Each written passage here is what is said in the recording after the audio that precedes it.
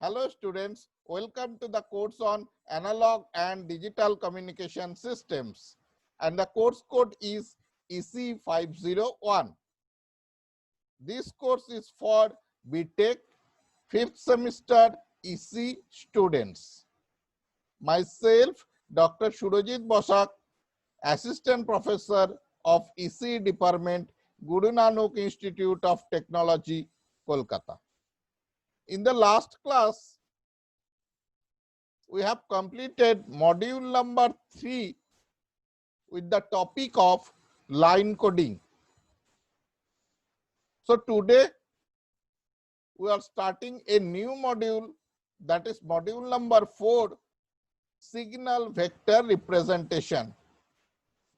So let us start lecture number 1 from module 4, signal vector representation, and the topic is signal space analysis, and this topic is mapped with CO number 4. So let us start signal space analysis. Consider the most basic form of a digital communication system as depicted in figure 1.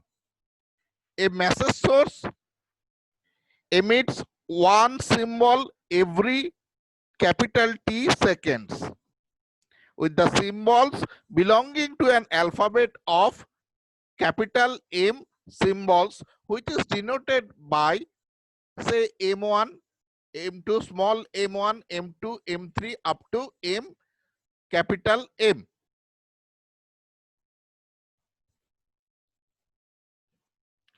Now these symbols MI, it is customary to assume that the symbols M or M number of symbols of the alphabet are equiprobable or equally likely. Then we may express the probability that symbol MI emitted by the source is PI, which is equal to probability of symbol MI, and which is 1 by M, and this is valid for I is equal to 1, 2, 3 up to capital M. Now the transmitter takes the message source output MI and codes it into a distinct signal SIT, which is suitable for transmission over the channel. The signal SIT occupies the full duration T, capital T, allotted to symbol MI, and most importantly, SIT is a real valued energy signal. That means it has a finite energy. That means EI is equal to its energy, EI is equal to integration of 0 to T SI square T dt for I belongs to 1 to M. Now this distinct signal SIT goes to the channel, and the channel is assumed to have two characteristics. The first is the channel is linear with a bandwidth that is wide enough to accommodate the transmission of signal SIT with obviously with negligible distortion or even no distortion. And the second is the channel noise WT is a sample function of a zero mean white Gaussian noise. The reason for this assumption, that is the AWGN noise, zero mean white Gaussian noise, that makes the receiver calculation tractable or more easier, and it is a reasonable description of the type of noise present in many practical communication system. Now, after the channel, the output is say xt. So which is xt is equal to SIT plus some noise WT, that is shown here in the next slide. So xt is equal to SIT plus WT, where T belongs to 0 to capital T, and I belongs to 1 to M, capital M, and this is shown in figure 2, where the symbol SIT added with white Gaussian noise WT, and ultimately after the adder circuit, the received signal XT is emitted. Now, what is the task of receiver? Now this signal XT goes to the receiver. Now what is the function of receiver? The receiver has the task of observing the received signal XT for a duration of capital T seconds and making a best estimate of the transmitted signal SIT, or equivalently we can say that MI. However, owing to the presence of channel noise, this decision making process is statistical in nature because the noise again is a random variable. We don't know the nature of noise. So therefore, we have to design a receiver which minimize the average error probability or average probability of symbol error, PE, say, which is, so this part is the, see, the receiver output is M cap, which is estimate of MI. So receiver task to estimate the message symbol MI. So probability of M cap, which is not equal to MI, given that, that is a conditional probability, given that MI is actually transmitted. So this is called the error probability or probability of symbol error. Again, I am repeating, this is much very important, that what is error probability or probability of symbol error? Probability of symbol error when the received signal is not matched with the original message signal, given that that original message signal is transmitted. That means M cap is not equal to, probability of M cap is not equal to MI, given that MI is transmitted. So this is called probability of symbol error. So for each symbol MI, I belongs to 1 to M. So probability is added, summation of I equal to 1 to M. But when it is added all the probabilities, then probability may be exceed 1.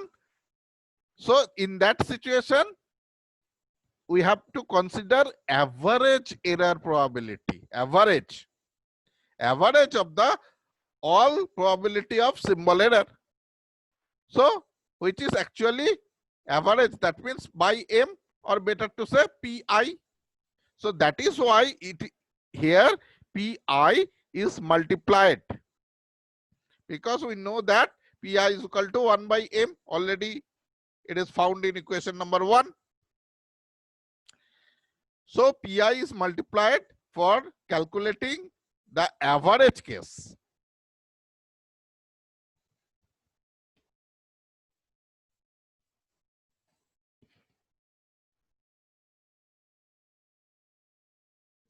The resulting receiver is said to be optimum in the minimum probability of error.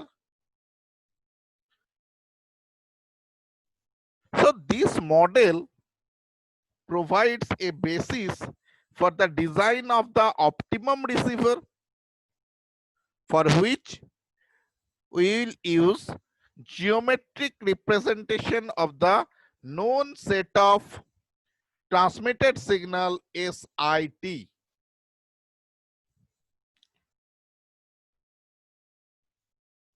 So this method is discussed in the next slide.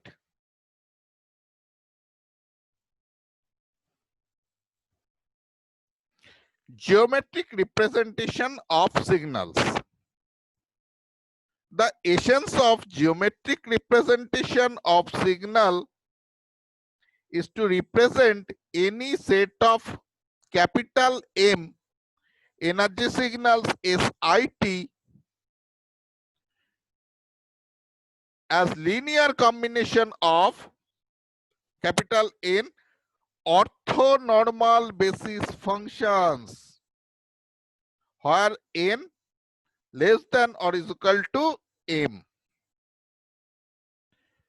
That is to say, given a set of real valued energy signals, say S1t, S2t, S capital MT, and each have a duration of capital T seconds, we may write that SIT is equal to summation of j equal to 1 to n Sij phi j where t belongs to 0 to capital T and I equal to 1 to 3 dot up to m, and where the coefficients of the expansion are defined as Sij, which is equal to integration of 0 to capital T SIT phi j dt, where I equal to 1 to m and j equal to 1 to n. The real valued basis function phi 1t, phi 2t, phi nt are orthonormal. What is the meaning of orthonormality? Orthonormal, that means integration of phi it phi jt dt, if I equal to j, then that means phi integration of phi I square t dt, which is equal to 1. That means it should have normalized to have unit energy. And the second condition is when I not equal to j, that is integration of phi it phi jt dt equal to 0. That means orthogonal. So orthonormal, that means it should satisfy the two properties. The first property is the normalized to have unit energy, and the second property is the orthogonality. Therefore, the set of coefficients Sij, where j equal to 1 to n, may naturally be viewed as n-dimensional vector, which is denoted as Si.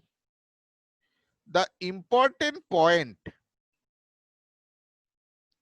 here is that the vector Si bears a one-to-one relationship with the transmitted signal Si. So that means it is a Si1, Si2, Si3 up to Sin. Now we express the equation number 5 and 6 in the form of block diagram.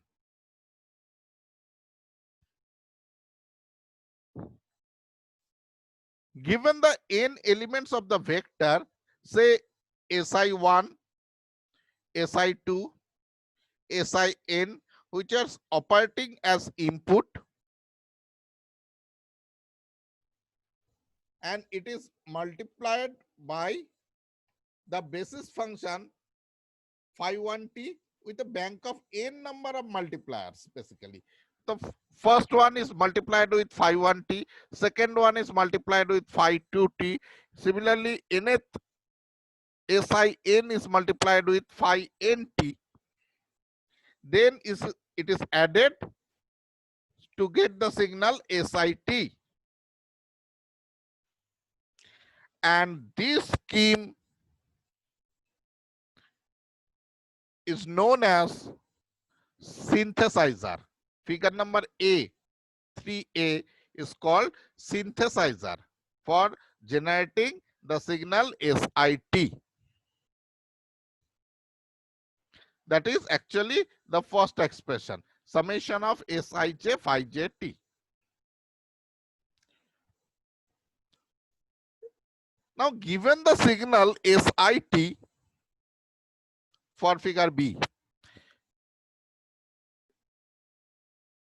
SIT equal to, where I equal to 1 to m, operating as input, and this SIT is multiplied with say phi 1t with a bank of n product integrator or correlator circuit. So multiplier followed by an integrator, we know that it is a correlator circuit, and we already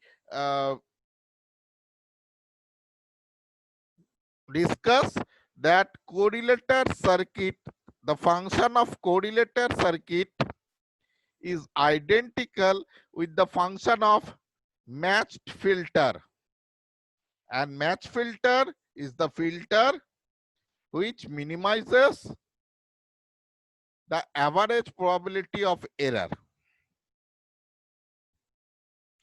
So this circuit is called analyzer. Therefore, we may state that each signal in the set SIT is completely determined by the vector Si, which is Si1, Si2, Sin, where I will equal to 1, 2, 3 up to m. So the vector Si is called actually the signal vector.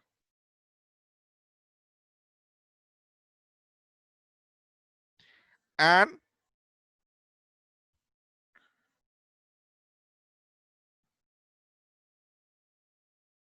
the n-dimensional Euclidean space, that is the phi 1, phi 2, phi 3, phi n, is called the signal space. Now the idea of visualizing a set of energy signals geometrically has a profound importance. It provides the mathematical basis for the geometric representation of energy signals, thereby paving the way for the noise analysis of digital communication system in a conceptually satisfying manner. Now, this form is illustrated in figure number 4, where we consider n capital N equal to 2, that is phi 1 and phi 2, and m is considered again 2, that is S1 and S2. So S1 is basically, according to the expression, first expression, see, S1 S11, if n equal to 2, S11 phi 1t plus S12 phi 2t. Now, what is S11 or S12? It is basically S11 is the projection of the vector S1 on the basis function phi 1.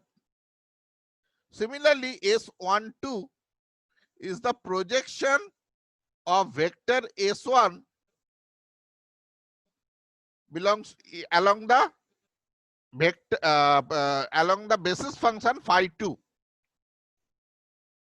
Similarly, S2 is considered as S21 phi 1 plus S22 phi 2. So S21 and 22 is the projection of vector S2 along the basis function phi 1 and phi 2. And consider the angle theta is between S1 and S2 vector. And we will calculate the angle between the two vector. Now, it can be proved easily that the squared length of any signal vector SIT equal to energy of a signal SIT. Again, I am repeating that squared length of any signal vector SIT, which is equal to energy of a signal SIT. So first we prove that, which is shown in the next slide. After that we move this term.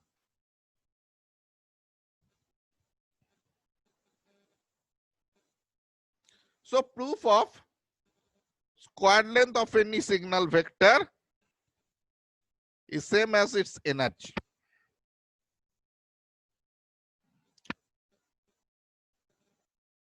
In an n-dimensional Euclidean space, we may define length of vectors. So it is customary to denote the length or length of a vector Si actually by the symbol, these two sides, actually this symbol is called norm. One is called the mod, and if both side two lines, vertical lines, that means it is basically represents a norm. So norm of a signal vector Si, which is denoted as Si double vertical bar, and the squared length of any signal vector Si is defined as basically inner product or dot product of Si with itself. That means it is a Si transpose into Si. So if I multiply it, if Si transpose into Si, that is actually j summation of j equal to 1 to n Sij square,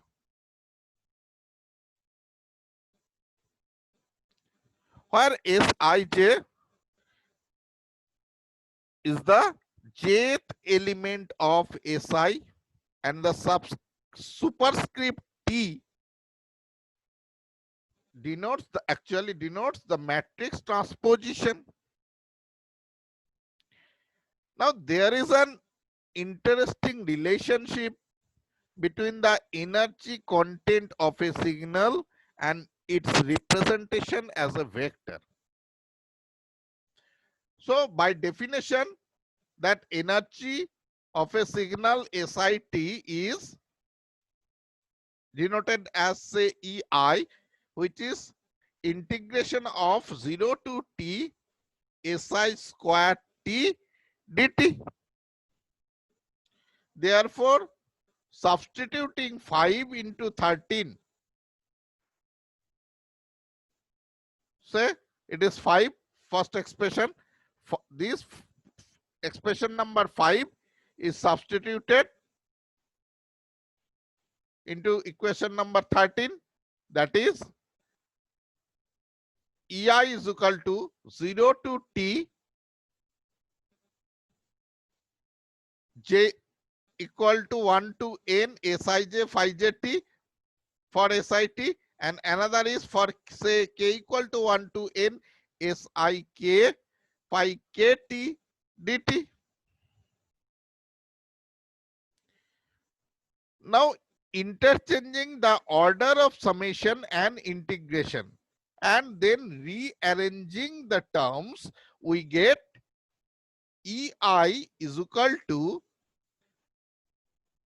j summation of j equal to 1 to n, again summation of k equal to 1 to n Sij Sik, then integration of 0 to t, integration limit phi jt phi kt dt.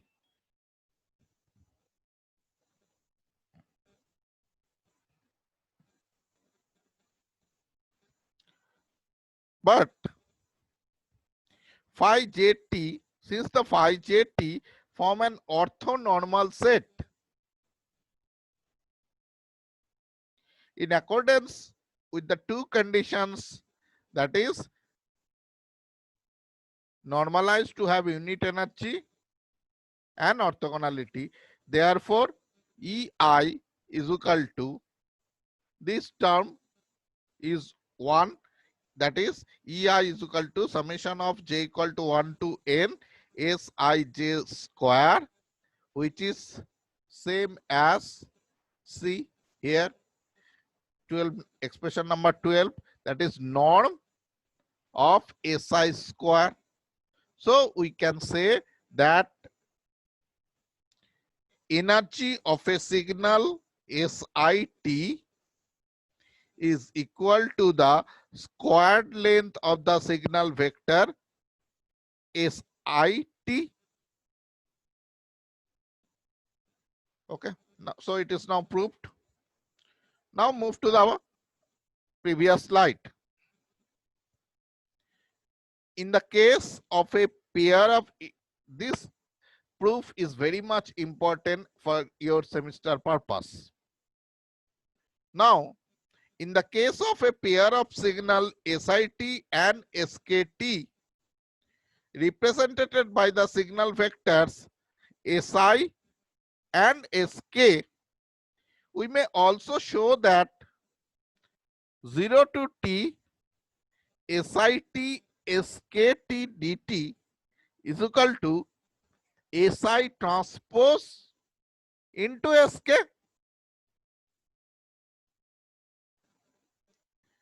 This expression, that is expression number 9, states that the inner product of the signal SIT and SKT over the interval 0 to t using their time domain representation is equal to the inner product of their respective vector representations Si and Sk.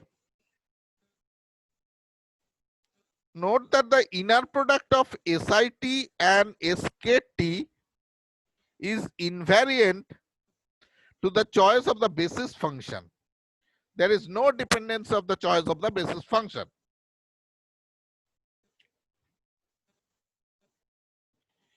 Another useful relation involving the vector representation of the signals SIT and SKT is described as norm of Si minus Sk whole square. Actually, this is representing as the Euclidean distance between the points represented by the signal vector Si and Sk, and which is actually summation of j equal to 1 to capital N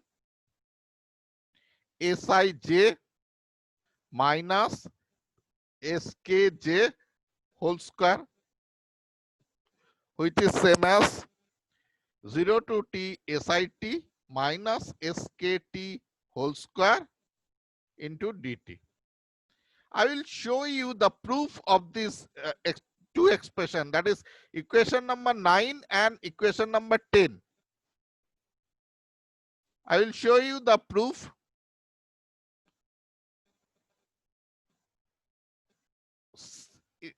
Say, now I am showing you the proof.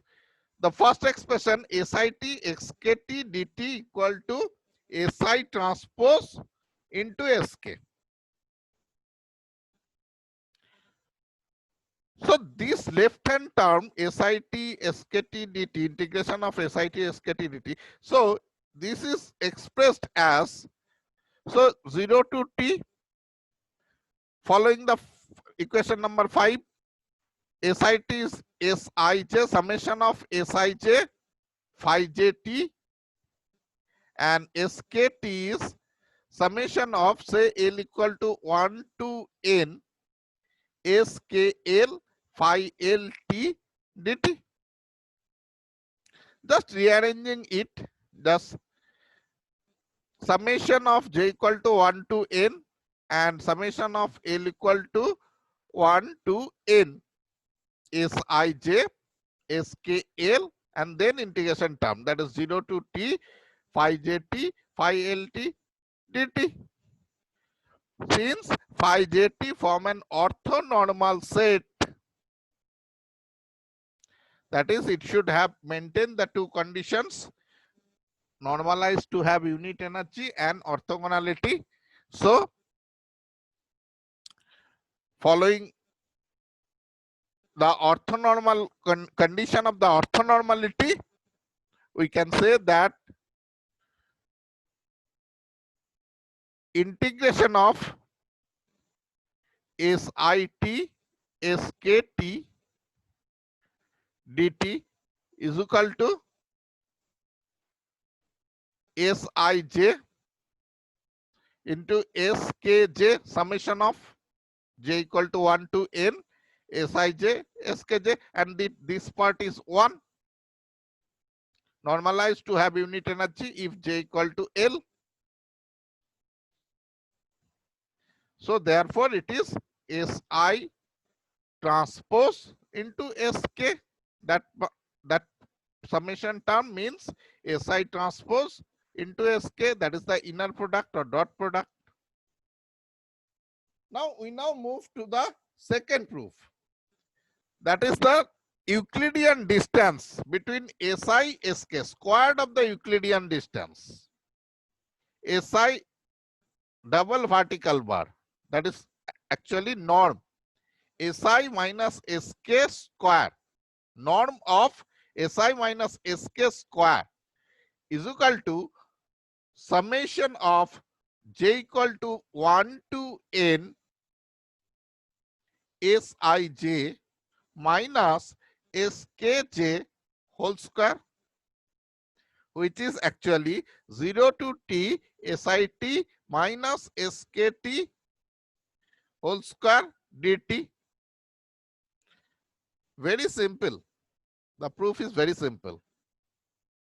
And these two proofs, remember students, these two proofs are not present in any book. Just I am showing here for your ease of understanding. So norm of Si minus Sk whole square, that is equal to Si minus Sk transpose into Si minus Sk. So just simplify it. Si transpose into Si plus Sk transpose into Sk minus 2 Si transpose into Sk. So which is first term is actually 0 to integration of 0 to t Si square dt, and second term is again 0 to t Sk square dt, and the third term is minus 2 0 to t integration Sit Sk t dt.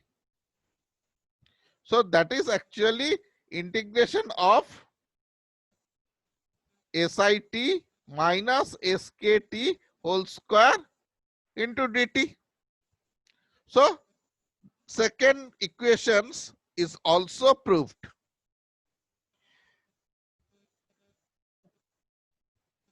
Next is the angle. So equation 9 and 10 is proved. Therefore,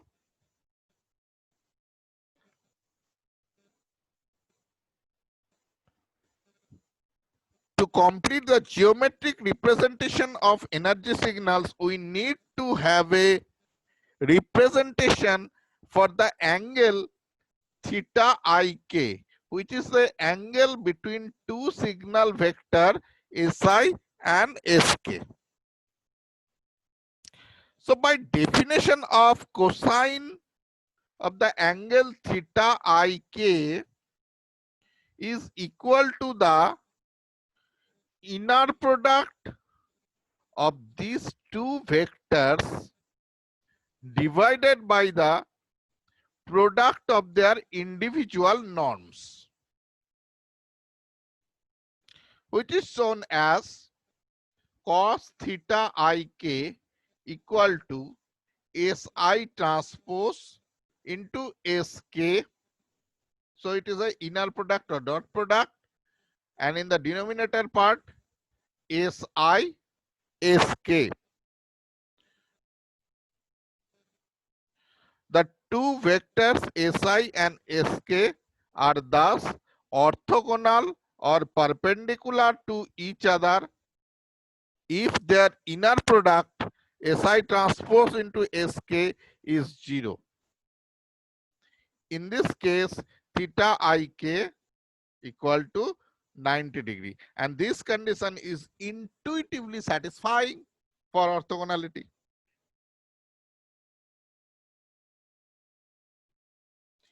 Next, for the case of matched filter,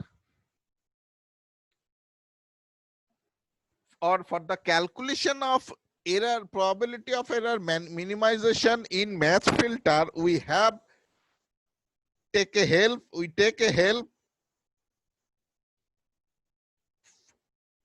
for a Scrooge inequality.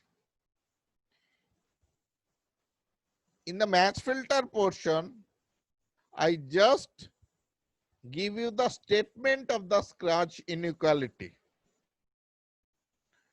Now I prove that with the help of signal vector analysis, I can prove the Scrooge inequality. So consider any pair of energy signals S1t and S2t.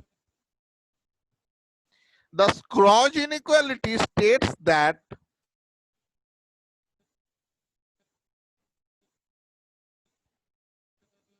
integration of say minus infinity to plus infinity s1t s2t dt overall square which is less than or is equal to integration of the individual square, product of the integration of the individual square,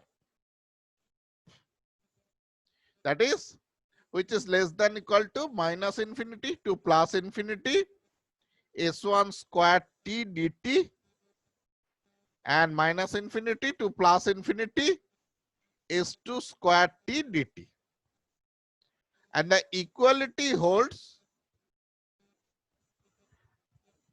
if and only if s2 is equal to c into s1t, where c is any arbitrary constant. Now the question is how to prove it.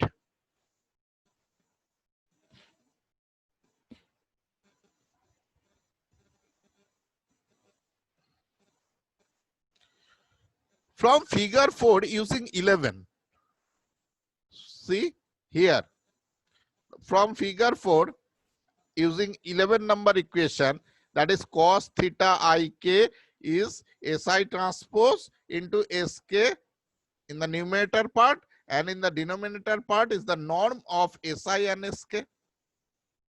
So using this expression, so the angle between the vector s1 and s2 is say cos theta equal to s1 transpose into s2, and in the denominator part is the norm, that is norm of s1 and s2.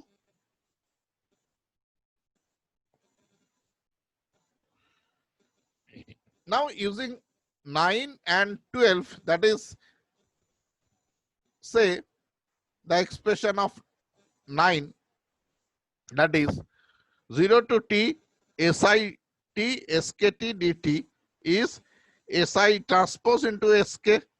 So 0 to t s1t s2t dt is s1 transpose into sk. So that is minus infinity to plus infinity s1 transpose into sk, s1 transpose into st.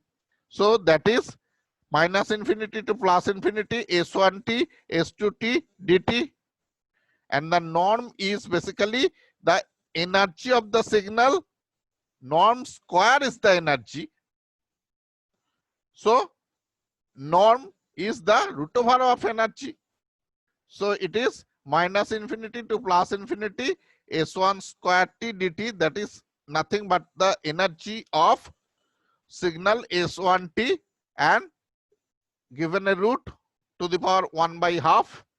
Similarly, for norm of s2 is minus infinity to plus infinity s2 square t dt, that represents the energy of s2t, and which is given a root over or to the power 1 by half.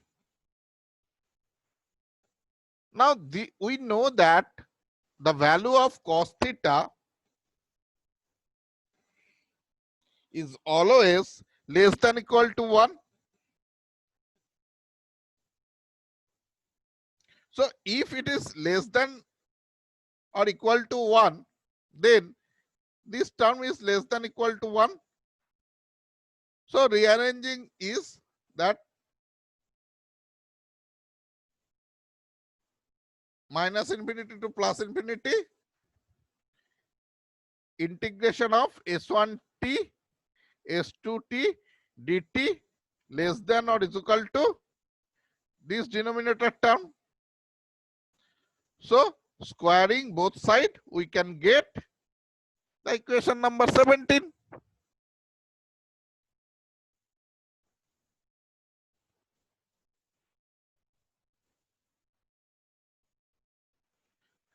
Now for the case that is the maximum value of cos theta is 1. So if I put Now here it is 1. Maximum value of cos theta is 1. Then we can easily get the expression, and this expression actually will be 1 when we say that S2t is equal to C into S1t, where C is any constant. So this is all about the proof of Scrooge inequality. Here we already say the basis functions are given. Just we construct the signals into say 2-dimensional, 3-dimensional, or even n-dimensional form. In the next class, we will see that given say signals are given, how can you construct the basis function? What is the nature of the basis functions? Given that signals are given, and that is called, that procedure actually called Graham-Smith orthogonalization procedure. And in the next class, we start from the Graham-Smith orthogonalization procedure. So in the next class, we start from GSO technique or Graham-Smith orthogonalization procedure. Okay. Thank you. Now I am ending my today's session. Okay. Thank you for your patience.